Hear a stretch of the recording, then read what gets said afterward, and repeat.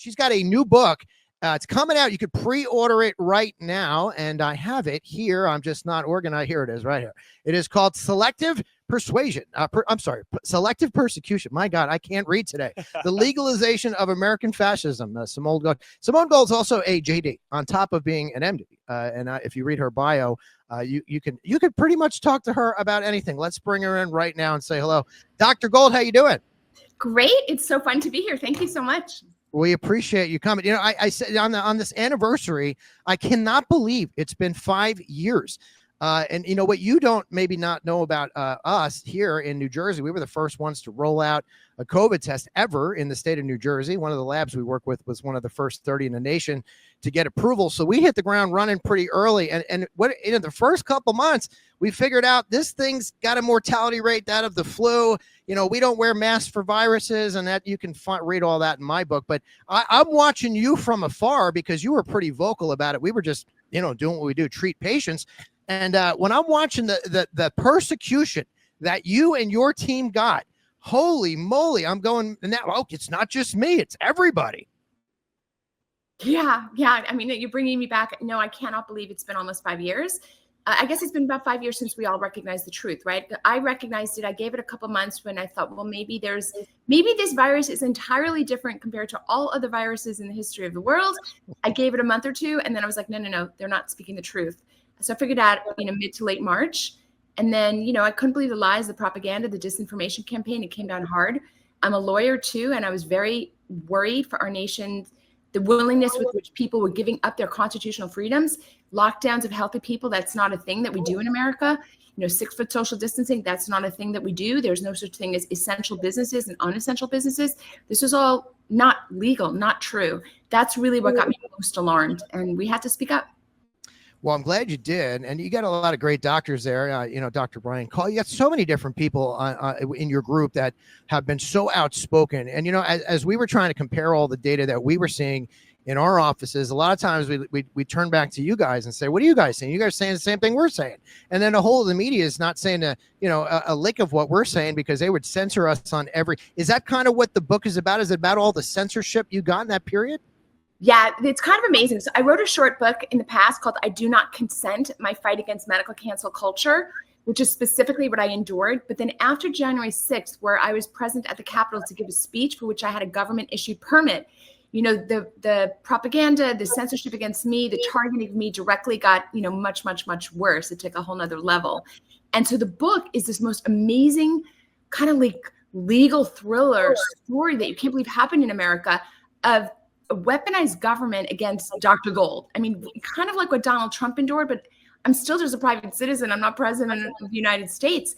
And I endured attacks by Congress. I endured by the California Medical Board, by the New York Bar.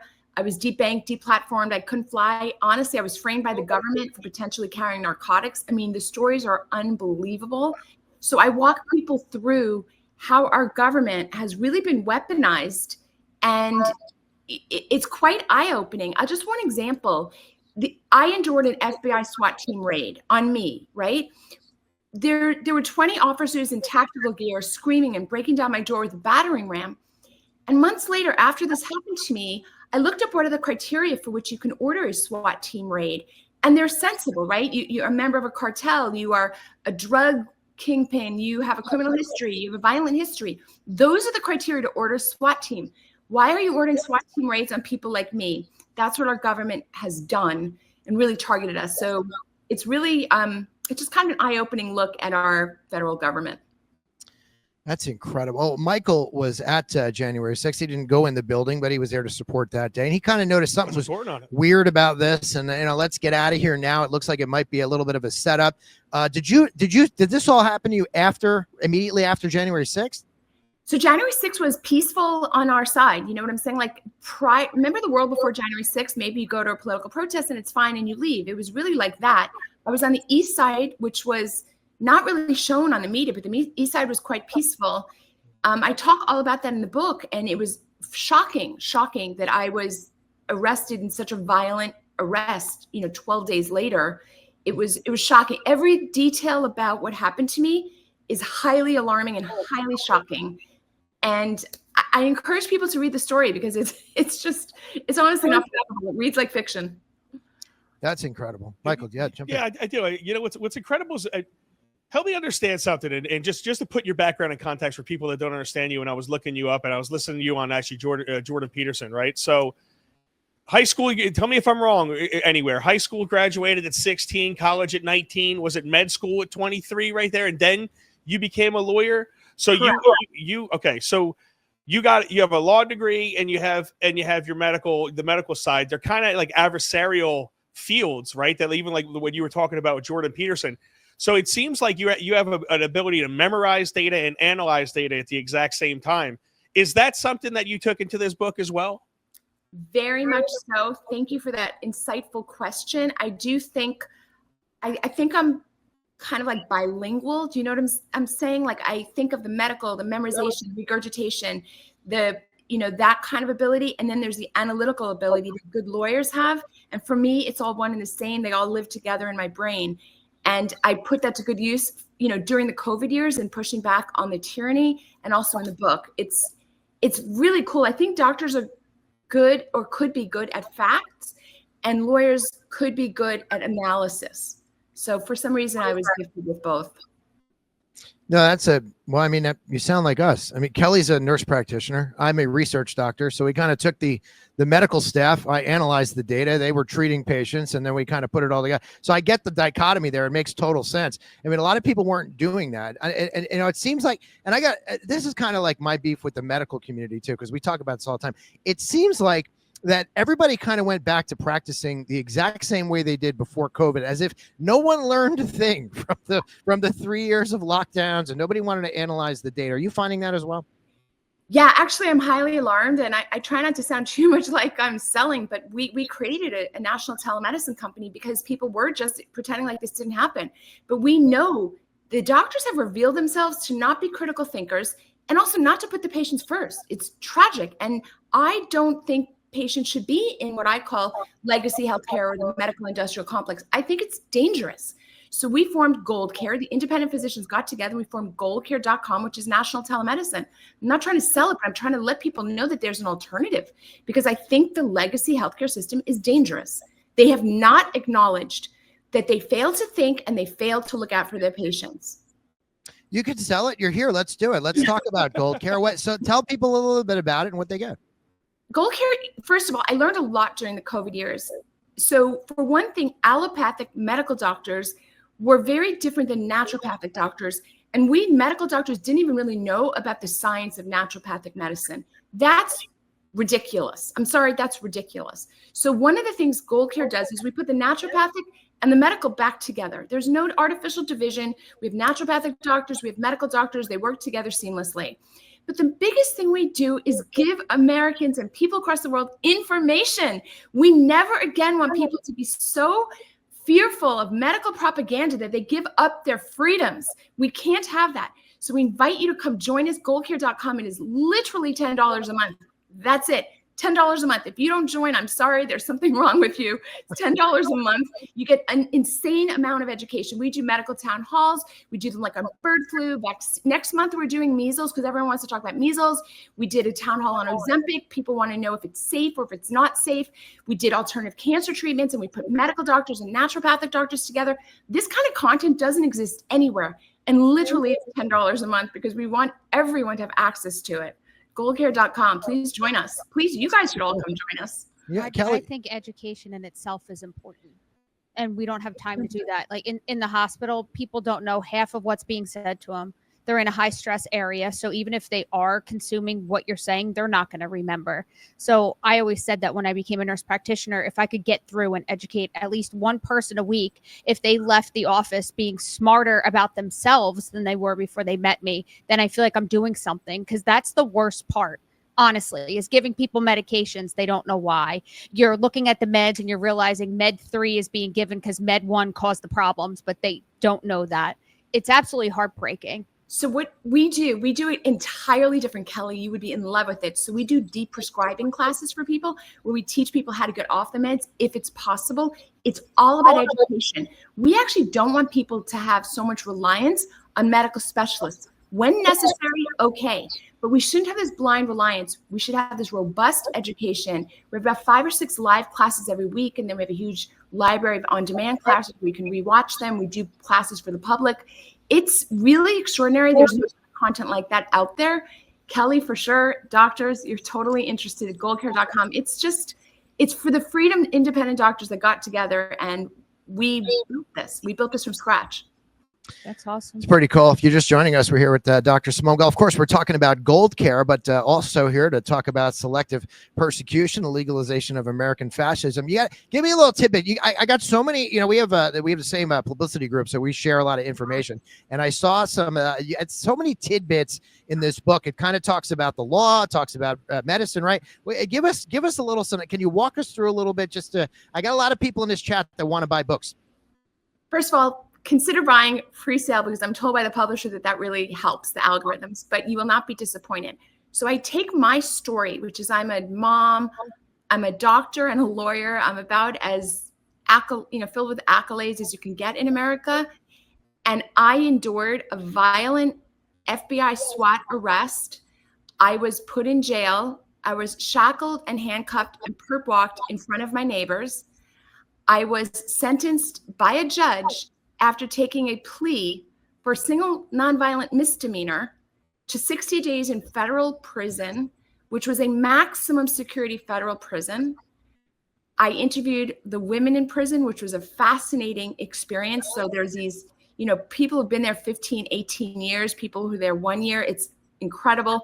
There's a slight little connection backstory to the Jeffrey Epstein case. Interestingly enough, I was incarcerated in Miami. I mean, the story has so many twists and turns. Oh, here's one that most people don't know. The federal government attempted to plant narcotics on me to destroy my reputation, and the receipts are in the book. Wow. That's incredible. Did you lose your medical license for a while? I did not lose my medical license, not for lack of people trying. So I fought for 3 years, the California Medical Board.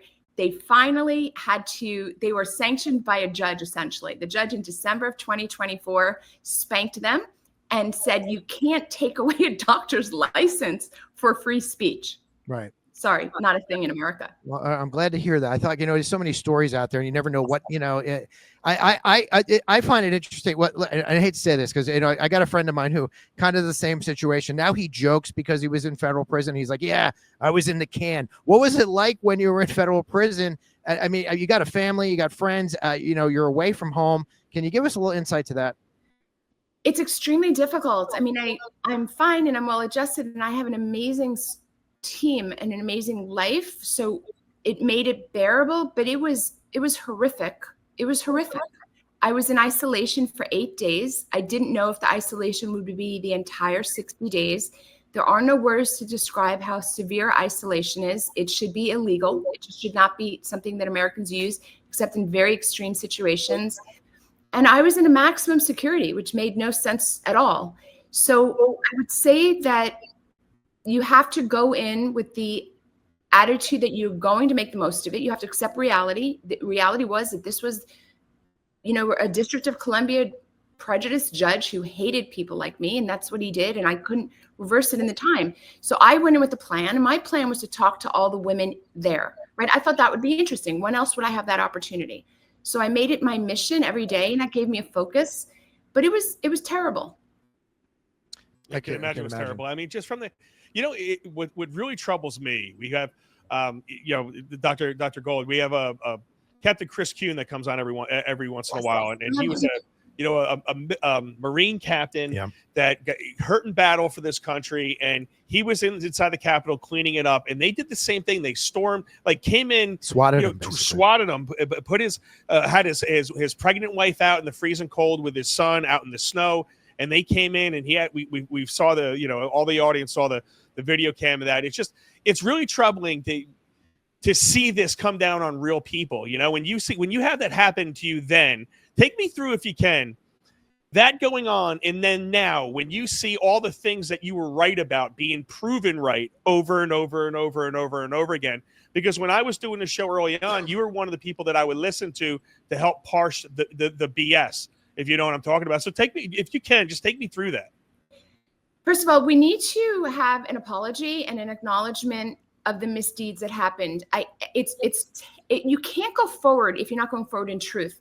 So I'm hoping that happens over the next few years. I don't know if it will or not, but if it doesn't, it bodes poorly for our country.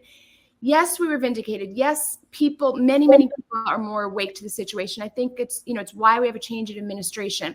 But it's frustrating not to get those apologies and honestly jail sentences for people like Fauci and people even like Birx, all of them who knowingly lied. If you read my book, you'll see that of course they knowingly lied. Fauci gave testimony in January 2024 that 6-foot social distancing was a complete fabrication. So give me a break. So I'm frustrated with that. I'm encouraged that people are beginning to see the truth around J6. It was a big hoax. I want to remind people that our federal government has done this sort of thing before. Harken back to the mid 1940s when our federal government incarcerated Japanese Americans because they deemed them to be a threat. And that was a shame and a stain on our nation. But eventually we looked at it and we said that was wrong. We shouldn't have done that. January 6th, we then tortured conservative Americans for 4 years, right? This is the same. I don't see how conservative Americans, Japanese Americans, Black Americans, gay Americans, you can't pick out a group and just target them. So I'm hopeful, but at the same time, I think we have to keep the pressure on to acknowledge. I know Captain Kuhn quite well. He has worked with us on a group called We Are J6, which is pursuing restorative justice for J6. There's many things that have to come to light. The judges, many judges should suffer impeachment hearings, many judges. There needs to be financial restitution for people who lost everything, houses, businesses, homes, and their reputation. So, I think it comes as long as we keep the pressure on. Yeah, and many people were charged with trespassing, right? Wasn't that ultimately what you were charged with, trespassing? Yeah, it's trespassing. And you asked me about the book. So one of the things that I did in the book that other people really aren't as capable of doing, both my background as a doctor and a lawyer and as an actual defendant in this process, showed you the selective persecution. We have one of the chapters goes through political protests that we've done in our nation, what normally happens. Normally, you never arrest people. Once in a while, you get a few arrests. Normally, those are all just dropped. There's not even a process. They're simply dropped. The ACLU has a page on their website telling you how to go to Washington, do a protest. You get arrested, you put up $50 and it's dropped. I mean, it's filled with information like that. And once you understand how our nation normally handles political protests, you'll be very worried how we handled J6. How we handled J6 was unique. Before J6 and after J6, we've never handled situations like that. So the book is pointing that, like the discrepancies in our system. And you didn't, just for my records, yes or no answer, you didn't burn anything, right? No 7-Elevens, nothing like that? Right. Yeah. I'm actually grateful for the question because God forbid anyone thinks that, but I've spent my whole life helping people.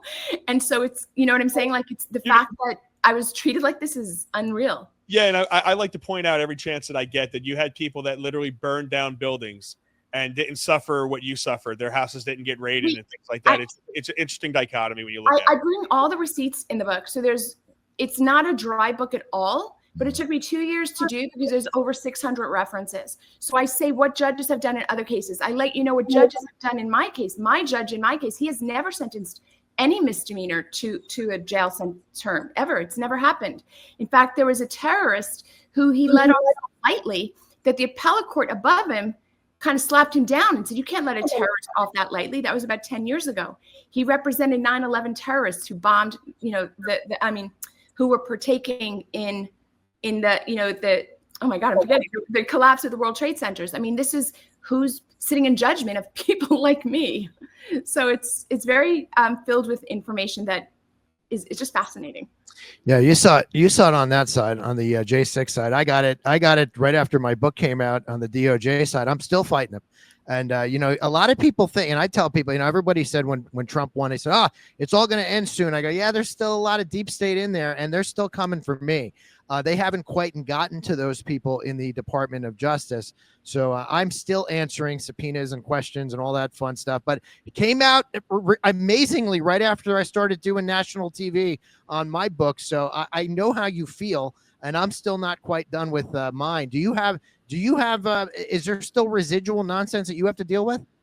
Oh, what I don't think anybody's gone through as much as me, with the exception of Donald Trump. I mean, it is. I had multiple agencies, Congress, law enforcement after me. The FBI told the state of Florida, when I was applying for my Florida medical license, that I had been accused of treason. Do you understand like what a lie that is, and how that's not possible to have happened on, like, as an administrative typo?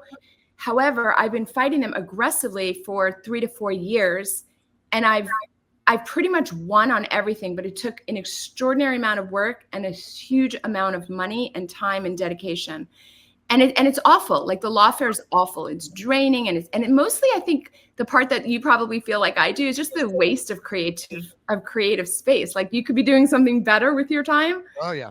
Than answering the nonsense. Oh my God! I've said that to my attorney on multiple. I mean, you want me to sit here all weekend and get these? You want me to screenshot text messages and put them all in a file and send them to you so you can send them over to the DOJ? Okay, let me waste my time some more. Oh, I get it. Believe me. Because when we have time again, we're not going to have any money because they get that as well. Yeah.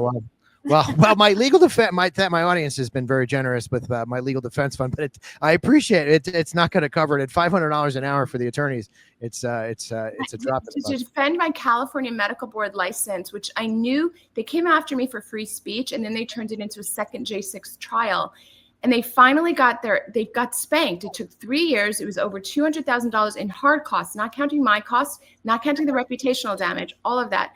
It was over $200,000 just in hard costs. I mean, they really try to destroy people. And that's American fascism. Sorry, that's just a great way to put it. Well, you don't get that. That's something. See, I get pissed off because the one thing you have in life is your reputation, and once it's tarnished, and people, I always say this: people they see the headline, and that's what they go with. They never go to the retraction on page 26. So even when you look up, if you Google Dr. Simone Gold, you're going to see a lot of nonsense out there that's not true. And you can't. How do you get beyond the reputational damage? So I want to share an kind of a non-answer, but a sideways answer. I think you have to accept that you can't. Very early, when I became well known, I became well known. It's unusual, just literally overnight. It was July 27th was the White Coat Summit. July 28th, there I was. I went from private citizen to completely famous. So in the next week, the amount of defamation that was levied at me was unbelievable. We actually collected 85 pages of defamatory people, CNN and ABC and HuffPost and all these people. And I had to make a decision if I would spend my time going after the defamation or doing something productive. And I made a very conscious decision not to. I don't know if anybody else would make that decision. They make a different decision, but we have 24 hours in a day, and I really just ignore it. Having said that, it's painful. Sometimes I do an interview and people are surprised that I'm just this normal person. I'm like, yeah, no, they lie, like incessantly. They lie. They just lie. I just want to say there's so many examples and proof of the lies. I mean, they called me in the beginning like an anti-vaxxer. I was working for 20 years in an ER. You have to get an influenza shot every year. Like, right. How could you say, like, it's just so absurd. But, that lie is, there you go. Yeah, it was funny because the one article that I read about you, you were an anti-vaxxer, and the funniest attack that I saw was when COVID first came out, she didn't have any experience in dealing with COVID. The best headline. That's what they call a novel virus, right? Yeah, the best. I do put a picture in the book. I took care of tons of COVID patients, tons of them, including intubating them, and we knew, it was wrong, but they suppressed that information too. But anyway, there's a picture of me in my scrubs about to intubate someone. I mean, like, it's so absurd. Like, the lies are so easily disproven that I just don't fight them because. Yeah, it's always an uphill battle. Yeah, I get it. We all dealt with it. It's incredible. Well, look, for the record, we love you. We love your work and what you've done. Do consistently now, even speaking out. And I encourage everybody to get the book. I know it's coming out in May, but you can get pre-sale now. Let me put it back up here. It is called Selective Persecution, the Legalization of American Fascism. Sounds like a great read. And I know Giuseppe, he's our breaking news guy. He's sitting in the back here, is waiting with bated breath to come in and give us breaking news. He cannot wait to buy it. He reads a book a week. He just read my new book this week. So he's going to buy one of those pre-sale copies, and so will we over here. Thank you. I will ask you about it next time I'm back. You can come back anytime. You let me know and we'll get you back in the show. You got news? Let's talk about some Gold Care next time. Maybe we could do a story just on that and kind of let people know how they can get involved with the medical. Gold Care is a medical freedom solution for independent-minded people who need other information. It could be a second opinion. Maybe you live in Canada. You know what I'm saying? Like, it is the solution. The same way there's Patriot Bank, right? Old Glory Bank or Patriot Mobile, and there's alternatives. This is that. It's amazing. Hey, we have Patriot Mobile. Question. Is it mostly patient education, or are you diagnosing and treating as well? All of it. We've got, so for the $10 a month, you get all the education that you could possibly want on weight loss, diabetes, hypertension. We do master classes, we do grand rounds, alternative cancer. All of that's just by being a member. Sometimes you need to see a doctor, right? Or nurse practitioner, physician assistant. Then you just pay as you go for the time with the physician or the NP. Every 15 minutes, you just pay and that's it. So, and the other thing that we do is we have med packs, Gold Care med packs. I want everyone to have the medicines in their medicine cabinet that I think you should have so that you don't get that chokehold by the doctor or by the pharmacist. So we have you all set, ready to go. Obviously hydroxychloroquine and ivermectin, but we have other things. I think people should have prednisone home, Zofran, Talcum pearl, some antibiotics at home. I just think people should have them. And you could get them a Gold Care med pack. So it's like a one-stop shop. We can help you really with anything medical. And the doctors have no incentive other than giving you their time. That's the only thing that we charge for. Well, if you need somebody per diem, I'd like to join a squad like that. Exactly. We also wanted to have good employment for like righteous healthcare providers. Yeah. Well, Kelly's been doing this a long time. She's very good. You mentioned Canada. I got a lot of viewers in Canada. Is it available there too as well? Yeah. So Canada's going to be our first nation that we open up. We are within days or maybe a week or two, maybe by the end of the month, just let me be careful, to open up to Canada. We're very excited. There's a lot of people in Canada that need our help. Okay. Yeah. Let's do that. You want to come back on at some point once that's open and up and running. Let's come back and let's do a whole thing on Gold Care and get the audience. See what I got? Like, look at Kelly. She's all excited now about this. I love it. Please check it out. This is like my mission in life. People ask me, what do I want to accomplish in life? I want to change the system. Like, I don't want people to be so afraid. This is our answer to that. And so I think if you sleuth around the site, especially Kelly, because you're an active clinician, I think you'll love it. Awesome. Perfect. Thank you. Well, I appreciate you coming on. You come back on anytime you want. Once again, the book, Selective Persecution, the Legalization of American Fascism, available right now. That's our friend Tony Lyons from Skyhorse. You go to Amazon right now and pre-order it. And Dr. Simone Gold, we really appreciate your time. Nice to meet you. Wonderful day. Thank you, everybody. Thank you. Come back.